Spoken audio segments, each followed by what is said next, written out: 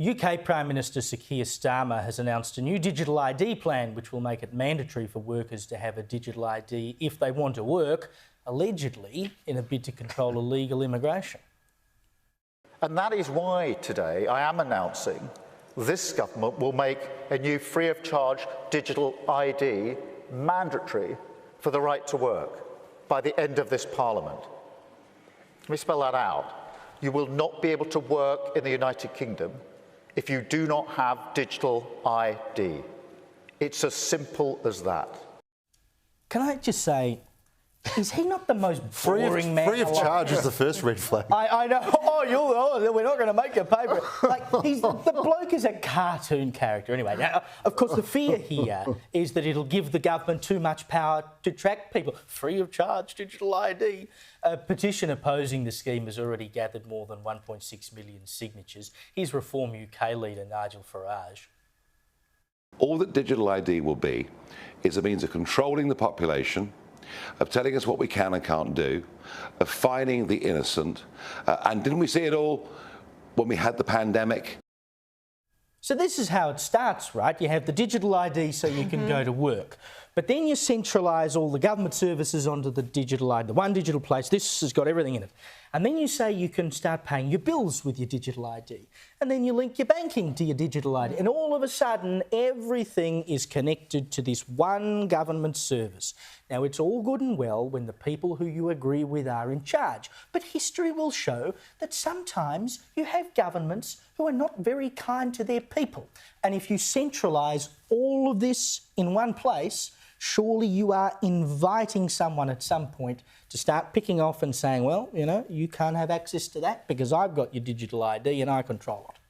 And right now in the polls, Keir Starmer is tracking to be the worst Prime Minister in terms of popularity since polling started. So people don't trust what he's saying regarding this digital ID anyway. But the two big questions is, will it be a solution to illegal immigration? I can't see it helping at all.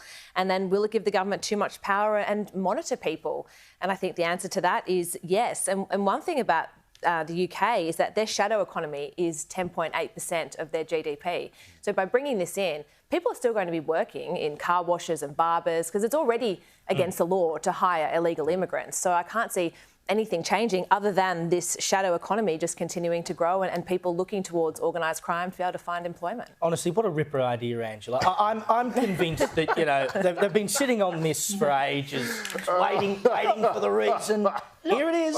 Playing devil's advocate here, and I think what you were saying is that you worry about mission creep, that the reason for having this, the creep that occurs once you have that information. Look, Starmer has to do something about immigration, and this is his first early thoughts on it. Denmark has a card. We apparently have this card. I didn't realise that we have an ID card. I went into, there is an ID that you sign up for. But it's not compulsory. It's not compulsory. Look, the fact is that in Britain, multiple people are using the same national insurance card to put as the means to claim an income, that they're going under the table, as to your point about the shadow economy, but they're illegal immigrants. He has to start somewhere. His policies on this have been hopeless.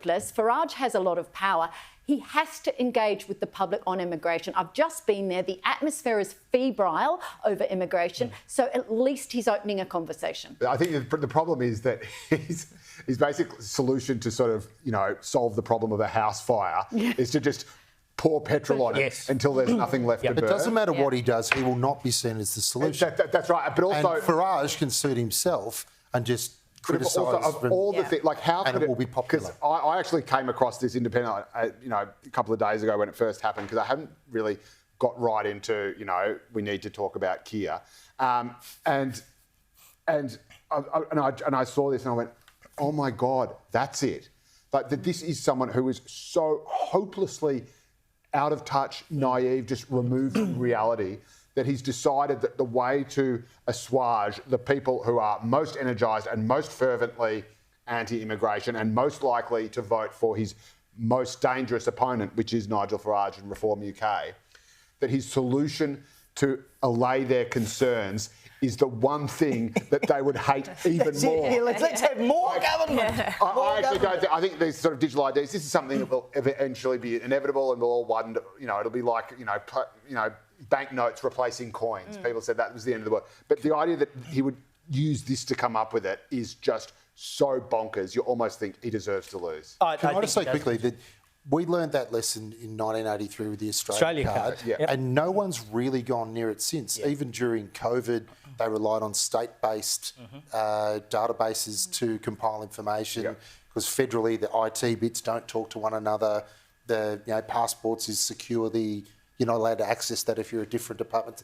Australians are pretty comfortable with that.